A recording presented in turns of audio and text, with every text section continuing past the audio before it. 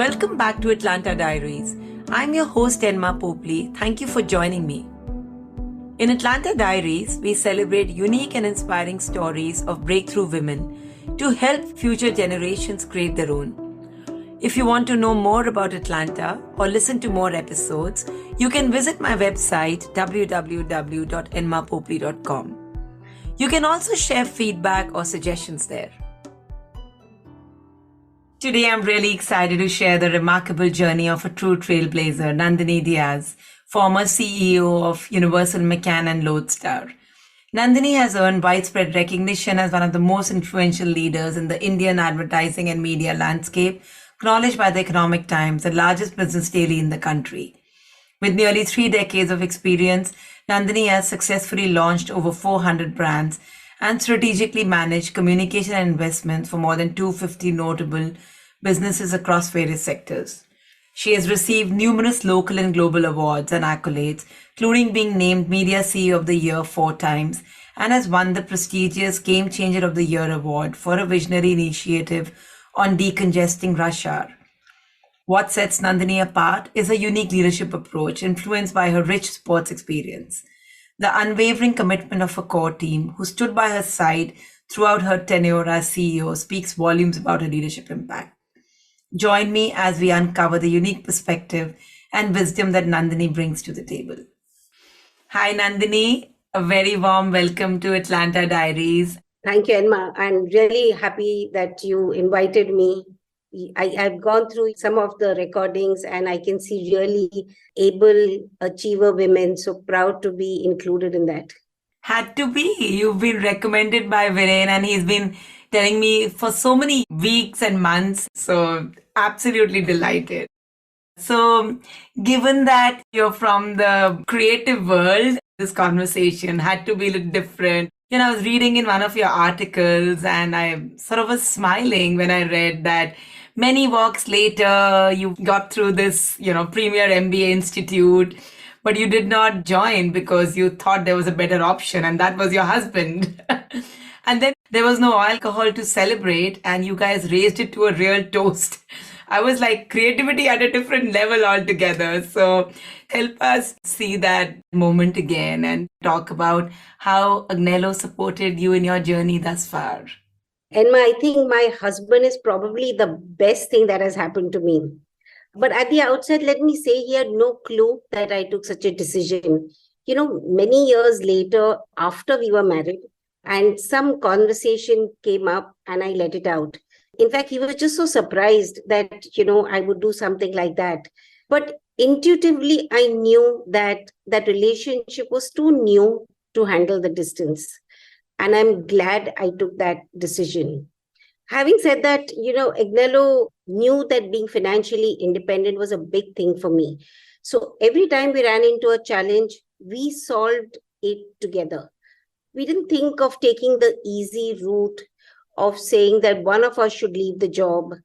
We supported each other, and it's not that he supported me, but we supported each other. We outsourced some of the tasks like cooking, cleaning, picking the kids from school. And that's very possible in India. And we kept the jobs, some of the jobs with us, which we thought were important, like playing with the kids, taking them out, or spending time talking to them. And yes, Agnello is the best decision. I've never regretted having opted for him. How sweet. I can see that smile on your face, and I think that's amazing. Nandini, a little difficult question, I know, at the very outset. With the wisdom of hindsight, do you think that an MBA should have been done? Probably it would have been helpful to get a better, faster start if I had done the MBA, because then, academically, at least I would have been up to speed. But, I like reading. And what I didn't have to go to an MBA school to do.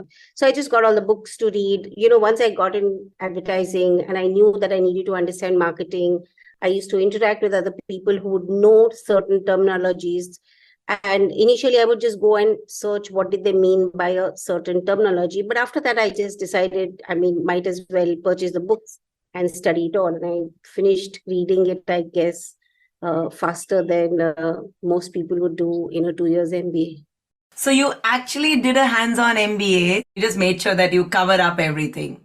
Yes, I was interested in the business, and I've always kept myself up to speed. And I've read a lot of books, which are educative, which are around advertising, digital, all of it.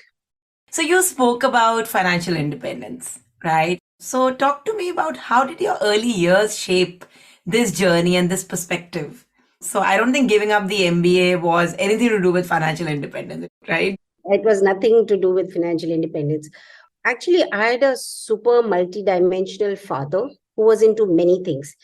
He liked music, dance, sports, listening to philosophers. Out of curiosity, studied astrology. His master was in maths, but he did his government entrance exam in history. I think all of this, in a way, resulted in us being exposed to many things early in life.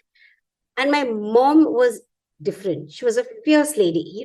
Despite losing both her parents before the age of 18, she was resilient. And her mindset was that I can do anything I set my mind on. In that era, she played sports. And by the age of 50, she was academically more qualified than I'm even today.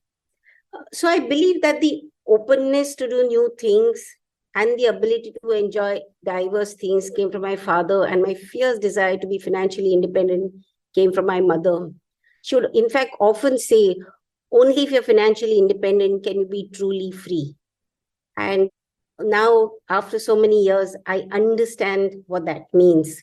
But, I must tell you, besides the serious part of it, I think the overpowering images are of 5 siblings who are laughing, fighting, playing, ganging up against their parents when it got really tough. So I guess I learned the competitive part of it as I'm the youngest of the 5. And, to be heard when you're the youngest is a tough ask. Sounds like, the home environment itself was a good platform to experience the real world, right? Diversity, financial independence, fears, desire, and then the competitive environment, which was healthy probably. So yeah, that sounds super amazing. Yeah, a good, happy childhood. That's beautiful. Love for you to share a little bit about how come advertising. It was a classic case of a confused kid. In India, children who did well in their studies were naturally expected to study science. So I was a science graduate. But I studied only because parents had threatened me that if I didn't get decent grades, they would stop me from playing badminton or any other sport. So while on paper I'm a science graduate, I often say that my real degree should have been graduate in sports. I had started doing well in badminton. You may know that the government of India gives employment to accomplished sports people. I was offered a job at Western Railway, and my parents were thrilled to bits and thought, good, now she's settled for life. At this point, I was only 19 years old. Unfortunately, after seeing some ex players and their growth paths, for the first time, I had to think about what next. Parallelly, I think television, was new in the country. We used to see ads on television. I was totally fascinated by them. In my head, I would be analyzing and wondering, about its impact. How does it work on people's mind? How do people purchase? So I think that was a second part of things that happening. And a third thing that actually happened was during a long train journey from Mumbai to a place called Rajkot, I met a journalist who was the editor of a magazine. And we must have spoken 5 to 6 hours in the night. It was a night journey. So during that conversation, she asked me what my plans were after I graduated. And I mentioned to her that I would like to be in advertising. And I think it was the first time that I actually voiced my desire to anybody, including myself. You see, I heard me saying that I want to be in advertising almost the first time there. Surprisingly, she mentioned that after you finish your graduation exams, look me up. And I did. The day I finished my graduation exams, on a lark, I said, okay, let's try calling her up and checking whether she meant, and the offer is yet valid. And the journey began. So, I mean, in today's words, I tell people that, I put myself out there, I dare to dream and voice that dream to somebody else. And somehow it all worked together and it got realized. That is such a beautiful story. Nandini, as I was listening to you, I'm just wondering what part of your personality do you think made her make that offer? No, that's difficult to say. I helped her in her difficult time because she was traveling without ticket and I accommodated her. So, in a way, I helped her on that night. But I mean, that didn't mean that she had to, take it forward. Most people you would do something like that for would have said thank you and forgotten about it. But I don't know, something connected. And, sometimes you meet strangers and in a minute it all works out, right? You just feel connected. I guess we felt connected and Mm, we continued. In fact, we had a lovely relationship post that when I started working for her, and we continue to know each other yet. mm. I want to shift gears a little bit. Given that you started your career in advertising and then you continued to work in the same organization, it started from at a very junior role and ended becoming the CEO of an organization. So, what were the challenges you navigated? Like from a leadership lens, you were earlier working with colleagues and then you became their reporting head. So, love for you to share that journey with us. Before I share that, let me just say that the pleasure of being promoted to a CEO position in an organization that you grew up in is really, really satisfying. But yes, after I became a CEO, a big change was the kind of work that I needed to do. So I would say to people in my first year that I'm a trainee CEO. Before becoming a CEO, my core competence was strategizing innovative communication solutions for a marketing challenge. And most of the awards that I got was in that space. But after I became a CEO, I needed different skills like finance, networking to open opportunities, showcasing the agency and the work. I mean, just showcasing the work. I was doing this a bit, but not enough. Now it was like almost a focus point for me. And surprises were mostly at the people level. There were some upset seniors who were vying for the job, who took time to digest that I was promoted into a CEO position. Colleagues, who not hesitate to keep arguing and take advantage of the familiarity. And despite knowing the team, I needed to work on each person differently to align to my vision. And while it was tough, and the heartening part is that the top 30 people in my team stayed with me throughout my journey and, including the hostile ones. So I had managed to identify each person's strengths and ensure that they play to their strength. Frankly, I took a lot of effort. I built consensus and carried the entire team. But yes, that was a big task after I became the new CEO. How did you handle the hostile people? How did you handle the people who were arguing with you? And in a sense, Atlanta Diaries is really about that, helping leaders transition in their journey. And I think what you're sharing is really a testament to your exemplary leadership skills, Nandini. I think that the effort to do a one to one conversation, understand their point of view, have the patience to, have a dialogue, and not one day, but maybe some of them, so some people come to align to your vision quicker. Some people can take a year to be aligned, right? So I think just the patience, the perseverance, the attitude that it's not that I'm a CEO, but I need to have a team which is aligned and has a same vision. I've been in sports and sports is a great teacher and I believe a must for everyone. You may remember the movie Chuck the India. Yep. I think that movie was fabulous. Just to so that the audience understand, the movie was about a women hockey team and how the coach taught the 16 players to play together like a winning team.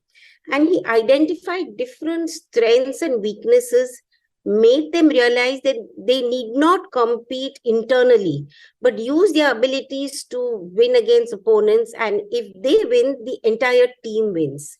I've used that philosophy always at work. And, the minute you start seeing it like a sport and not as an individual interaction between two people who may like each other, may not like each other, the whole interaction and the behavior pattern shifts. And that's analogy I would use to say how I worked around with people. That's a beautiful analogy. I think people often don't understand it till they've really been a part of sports. So it is one of the things that I'd almost insisted with my kids. So there are a lot of parents who do maths exams at junior levels and stuff like that.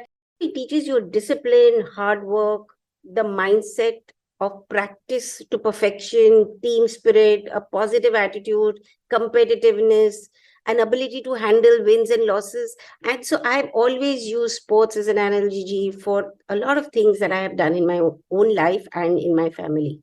While I really appreciate your perspective that it's very fulfilling to be a CEO in an organization where you work literally from base level, but I think there also must have been a lot of unpredictability, stress, anxiety, moments of loneliness. So, who was your go to person at that point of time? So I didn't go through too much of stress. I'm not the kind of person who gets stressed about those things. But I wish I had a mentor. In today's day, a lot of talk of mentorship is prevalent. I don't think 15 years back there was so much of focus. In my younger days, I would just pick up suggestions, study reactions, and find ways to figure it out better. You read books. When we were younger, I'm sure you would have books of Desmond Morris like Body Watching and Man Watching. Yeah. Yeah, when TED Talk started, I started following TED Talks, self-help books. You'd go through those. So I was more into reading to figure out if people had been in the same situation, but I didn't have a go-to person. In fact, strangely, I never even came home and told my husband, because we would come back both tired from our own, let's say, challenges. So we'd come home and switch off, right? We would not talk at home about what happened in the office, and we didn't want to keep the mood on. So I don't think I had a mentor, so to speak, to ask, how to navigate it better. But I think I did an okay job. But I wish I had a mentor. I mean, I now see the advantages of having a go-to person who you can bounce things off, who's able to give you his or her experience on how things can be done better, faster, quicker, you know. So you made books and learning resources your go-to people or whatever you call it. And I think that actually talks about a huge amount of mental strength and self-awareness.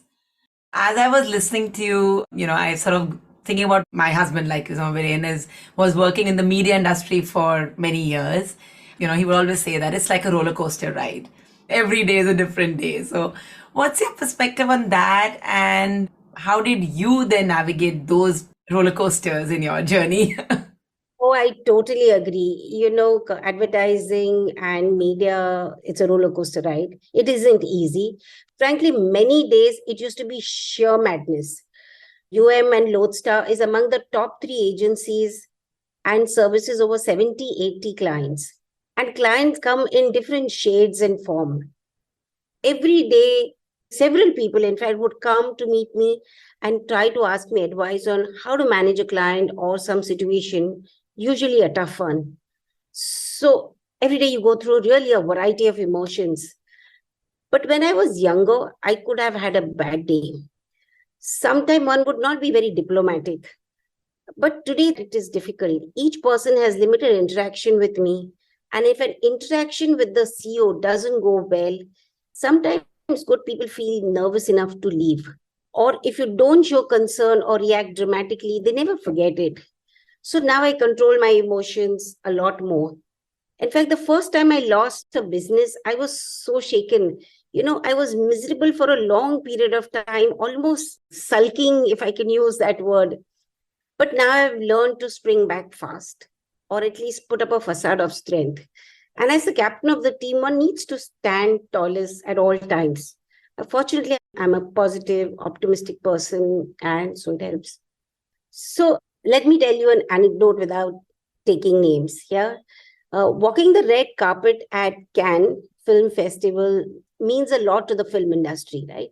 So actress one wanted to be the exclusive person walking the red carpet. But we had already told another actress that she will walk too. So actress one, who was more senior, threatened to pull out. Somehow the press got to hear about it. Needless to say, the client didn't want the story to be published. So suddenly I'm trying to convince the press to not put out a speculative story. And I'm dealing with four really high powered people. The actresses at one end, a client who's worried because it's a global client, and the press. And the middle of all this, I'm at a launch for another client. And that launch has just gone really well. And so client two is in the middle of celebration and wants all of us to raise a toast with a vodka shot. And he's getting irritated that I kept going aside to, manage the other situation. So at any time, there are at least 5 to 6 balls in the air, many of them with clients. For them, that is the most important thing that is going to, because remember, a lot of it actually goes out in mass media, right? So you can't let communication go out. So for that client, they see it as life and death. So some days when I went and sat in my car and reflected on the day, I would laugh, and sometimes I would say, I don't know what I'm doing. Tell me, is it lonely on the top? I think being a CEO is a complex job. And, one is needed to be task oriented and people oriented. And the organization looks to you for solutions. So sometimes the team expects you to be almost like a superhero who has extraordinary powers and can solve all issues. That puts pressure on CEOs too, right? And that has made CEOs play the part too. So some love to portray that CEOs have all the answers. Some believe that CEOs should not show or share fear. They may appear inadequate. Or if they ask for help, people will doubt their capability. I think my journey has been a bit different. Everyone knew me and had worked closely with me on some assignment or the other before I became a CEO. In fact, in the earlier days when I would openly call myself a trainee CEO, it was mainly to let people know that I don't know it all and I will need help. And I was willing to let my defenses down. In fact, I often shared with them the likely struggles, the risks, the consequences, and invited them to be part of the solution, part of the conversation. I've turned to people for support, got their buy-in. I've shared my vulnerability transparently. And I'm conscious that it was easier to do as they were aware of my work or my strengths, because we worked in the organization together for a long time. But Enma, I think sharing vulnerability doesn't reduce the loneliness. At all times, you carry the load of ensuring that things should go well. And as a captain, you need to ensure that you mostly win. People need to know that they can trust you to lead them to success. And they need to know that the leader is dependable and mostly infallible.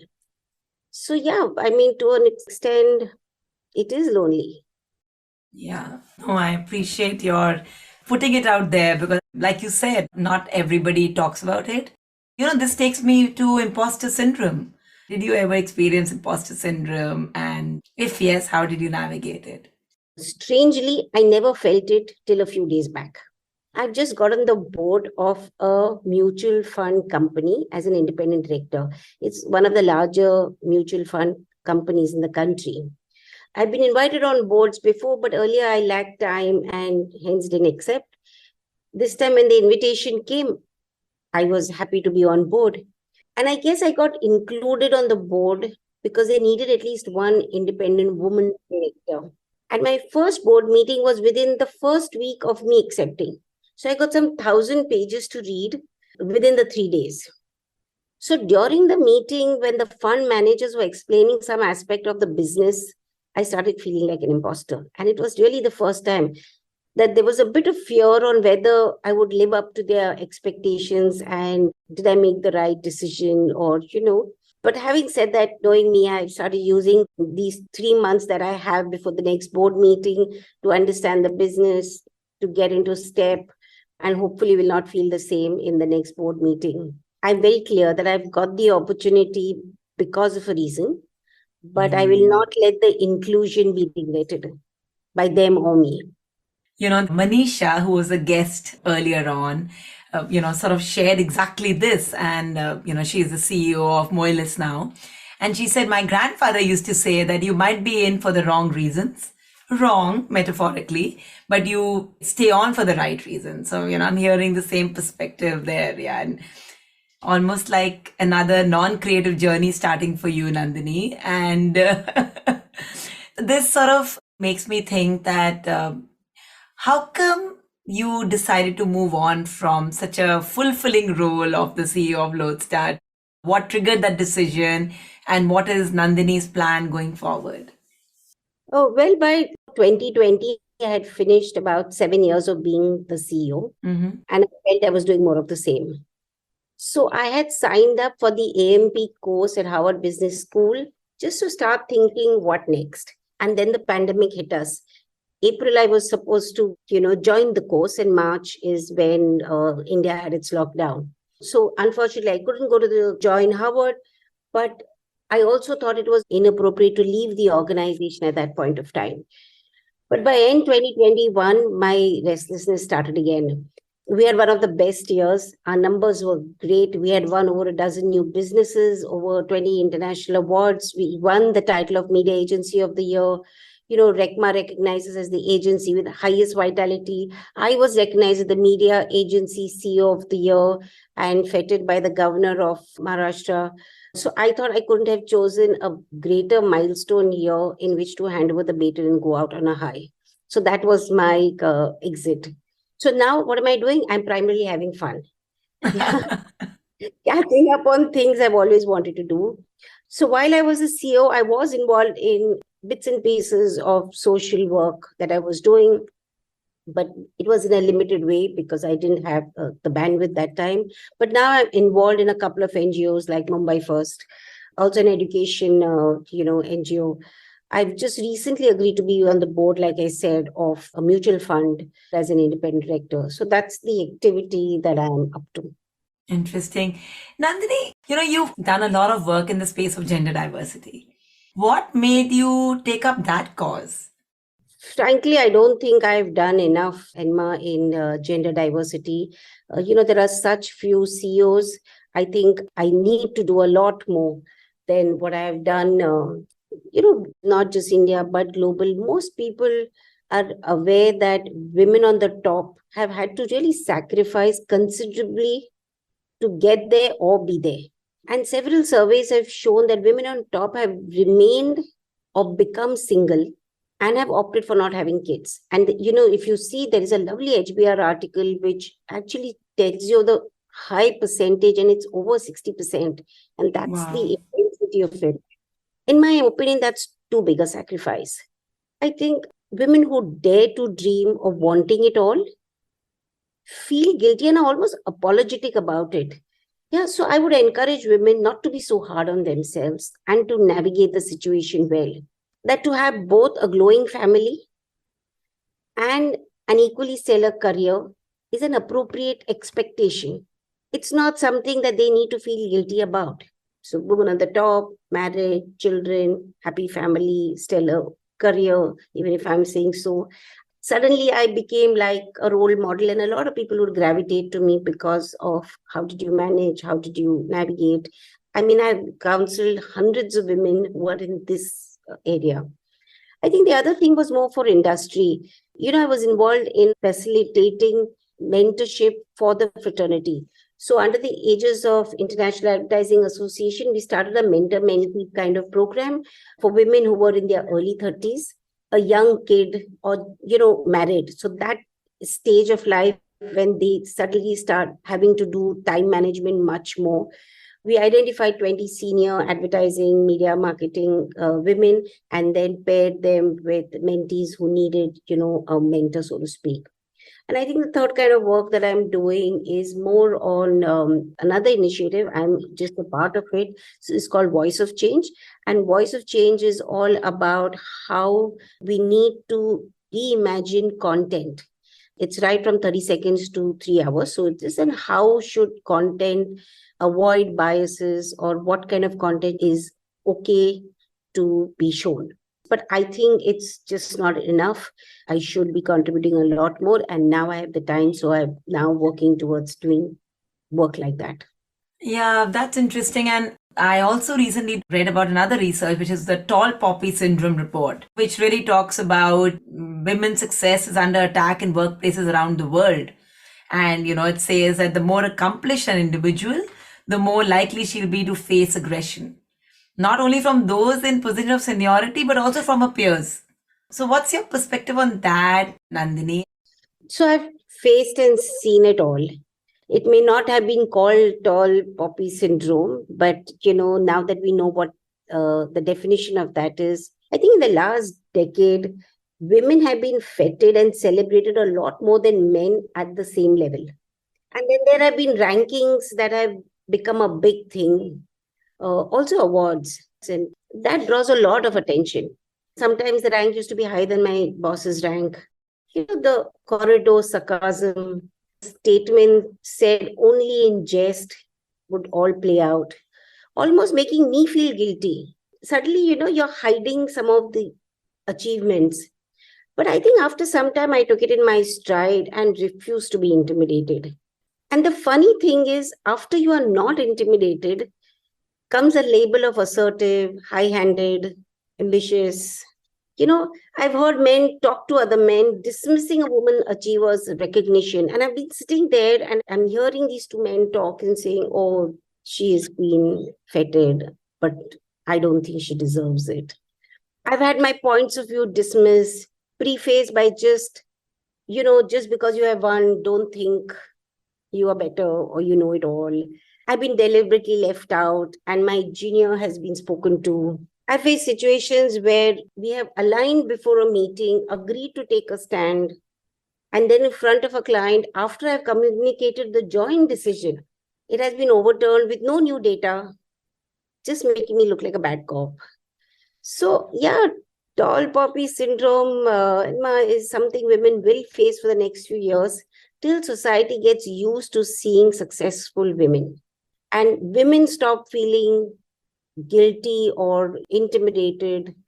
My advice is just don't get intimidated. If you're good, you are good, and don't let someone else make you feel otherwise.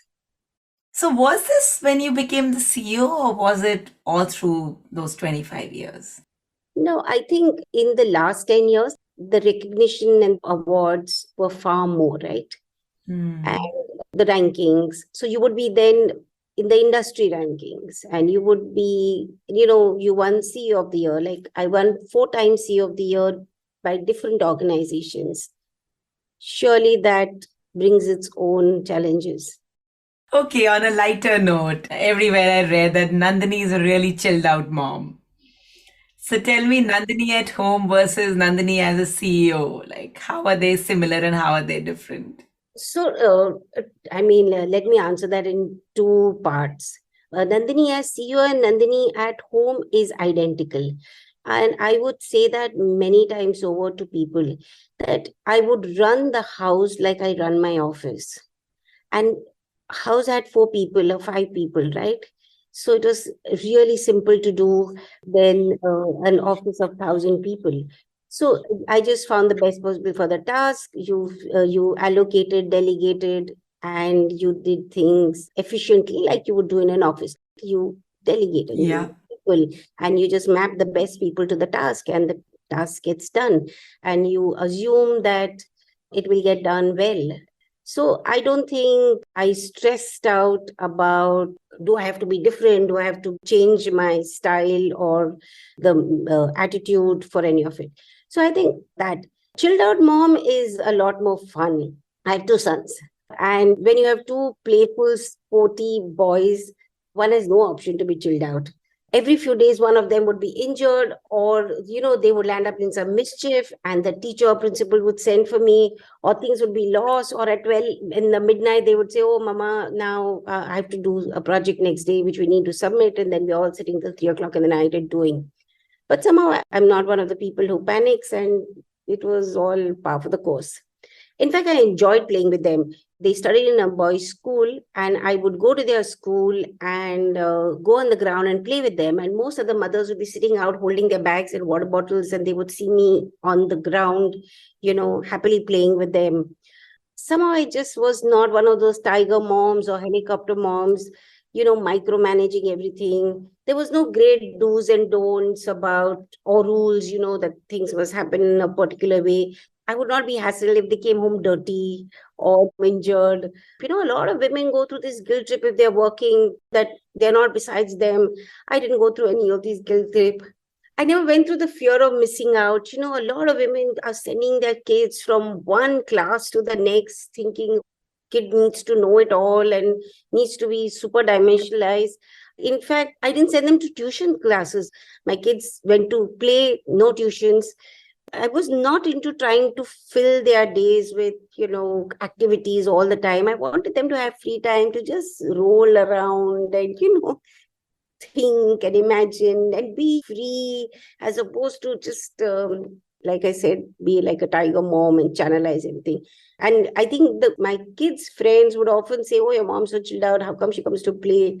So I think that chilled out came from more my son's friends and then the office, because the office, I would see a lot of women who are so stressed out of, oh, my cook, oh, my driver. And I would be like, yeah, okay, it's all right. I would, I think, manage it far better. So I guess that's the way the title came through, Chilled Mom. Nandini, how did you mentor the women leaders or aspiring women leaders at your workplace?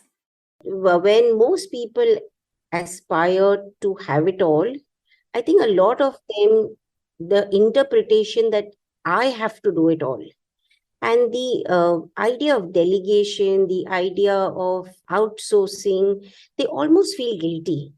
So, for example, cooking, like I'm not a very good cook. And I think if my poor kids and my family had to eat what I cook every day, they would hate food. So I realized that early in life that if I want them to have good food, I should step out of the kitchen, not be in the How kitchen. sweet. Women need to understand what are they good at, what should they keep with themselves. So a lot of counseling that happened was just understanding. And I'll tell you a small anecdote which was happening while we were brainstorming and pitching was something. I had a really senior colleague with me, had a kid who was some 8, 9 years old. I mean, I heard the conversation that they were having on the phone. It was not, I didn't mean to eavesdrop, but I was there and I could hear the conversation. And this child kept pushing the mother, saying, "You are not coming home, so you have to get me candies." And I could see the emotional blackmail that the kid was doing to the mother, and the mother feeling guilty. She was not pushing back and saying, "I am tired because it's already late. I'm working hard." She was saying, "Yes, baby, I will go." And she left all of it to just go and pick the candies because she was apprehensive about going home and that the child would throw tantrums. I mean, I didn't counsel her on that day, but few days later, I would counsel her and saying that don't give the feeling to the child that you are doing something incorrect, that you're having a great time. You're also earning money. It's needed for the house. Let the child realize that the mother is working and it's likely she's tired because she's working overtime. So, and allow him to appreciate that instead of making you seeming guilty. And then the child also gets cues that, okay, maybe she's doing something wrong. That's why I can, exploit her at that point of time. So I think lots of situations which you would have on the spur of the moment, you talk to people, you talk to women and work through mentoring them. Nandini, I know we've spoken a lot about it, but what factors will you attribute your success to? Right attitude. Naturally or intellectually, I may be in the top 30%, but by just not giving in, being at it, improvising, bettering, trying hard, relentlessly, I think I've landed up in a much better place than what I think would have otherwise happened. You've called yourself a non-conformist in certain situations. What does that mean? Oh, so I've always been a non-conformist. For example, leaving a most coveted position is definitely not conforming to a pattern, right? I mean, most people, when they are with a CEO position, they are happy and continue for many, many years. When one is younger and a non-conformist, people usually call them rebels. In Yeah. fact, my father would call me a rebel without a pause. But I Love guess that. That's the starting point of having your own point of view. I have, on many, many occasions, refused to do things which may seem like tried and tested norm. But if I didn't agree with it, I've tried to do things differently. In the early days of Lodestar UMR organization, they didn't believe in competing for awards. I changed that mindset and it changed the mood and the end of the organization. CEOs need to maintain decorum. I would, during a party, dance with the junior most and even with the peon. Just because everybody else is doing it, just because it's an acceptable norm that has ever been acceptable to me. And my marriage, I mean, in India, you normally have a arranged marriage, right? And within the community, well, I broke out of that. So let me tell you a few naughty things, like why my father would call me a rebel without a pause. I used to like M.F. Hussain and his work and his art. And M.F. Hussain used to walk without shoes, right? Yeah. And he had given justification of why you need to be without shoes and how it's far more healthy. Yeah. And for the longest time, I was without shoes and I would be roaming around the streets without them. And yeah. If you had to turn back the clock, what will you tell your 18-year self? See, I would dread telling my 18-year-old self anything because I think she was wild, had fun, and didn't conform to anything. So my 18-year-old, I would not, but maybe to my 35-year-old, try doing things differently. I would maybe tell myself to have taken a lot more holidays and breaks. Somehow in those days, between managing many other things, not taking enough breaks, maybe I would look at networking a lot more. I was so buried in work that I just didn't have enough time networking with the industry or the teams outside the country. I had a great opportunities to meet a lot of celebrities, interesting people, eminent people, stars. Somehow in the time management, I would put that aside and say, oh, that's not critical. I could meet Nobel laureates to, Grammy Award winners. But somehow I'd rather finish tasks than spend time doing. Oh, so my 35-year-old, I can tell a lot of stories of how could I have done things differently. I never believed that I needed to evangelize work. At 35, I would be really shy to go and tell somebody that I did something, or I would just hope that somebody discovered and is watching and knows what I'm up to.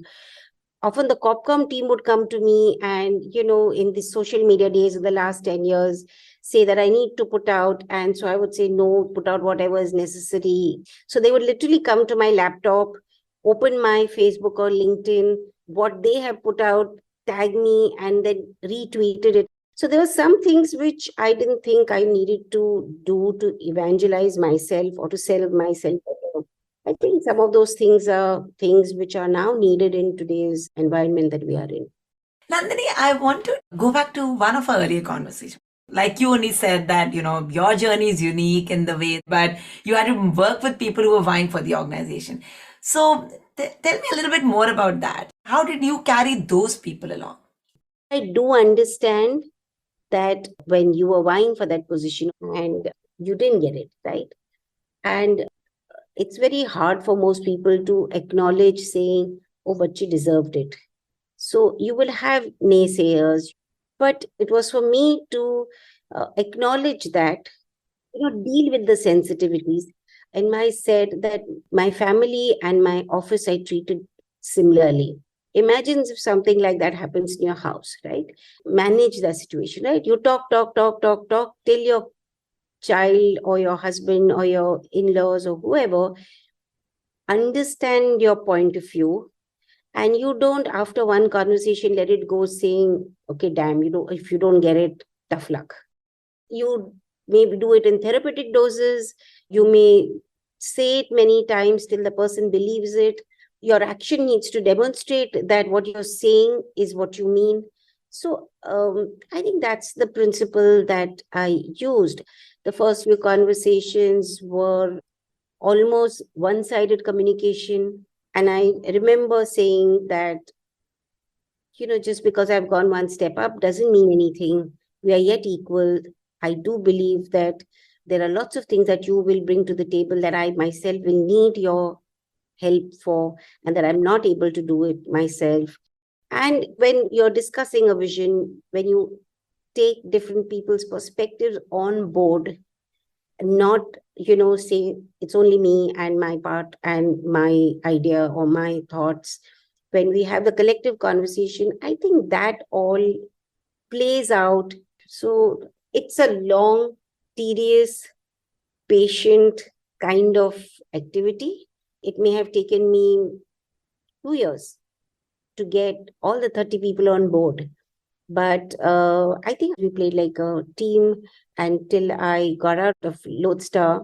In fact, I was very keen that the person who would be in my shoes would be a person from within who understands the ethos, who understands the culture, who's, grown with the organization, has contributed in the way of thinking. So it's not, different for that person. And the person who got promoted and stepped into my shoes was somebody from within. Beautiful. You were very intentional about it. And you were not an avoider. You wanted to solve for it rather than just ignore the situation. Since Atlanta Diaries is a place where aspiring women leaders learn and sometimes even unlearn their definitions of success, what are your parting thoughts for these leaders as they transition into larger roles? I think my mantra, and so I'll give the same thought, I think hard work matters. Success doesn't come to you. You have to work at getting it. And keep going. Don't get intimidated by challenges. And above all, don't quit. Thank you. That was just so simple and yet so powerful. Like a true badminton champion, you ended the conversation with your sports learnings. Yeah. Thank you, Elma.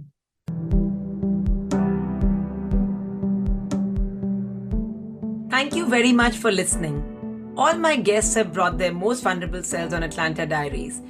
And even if a small segment of these conversations can help champion the journey of one person, it's going to be really worth it.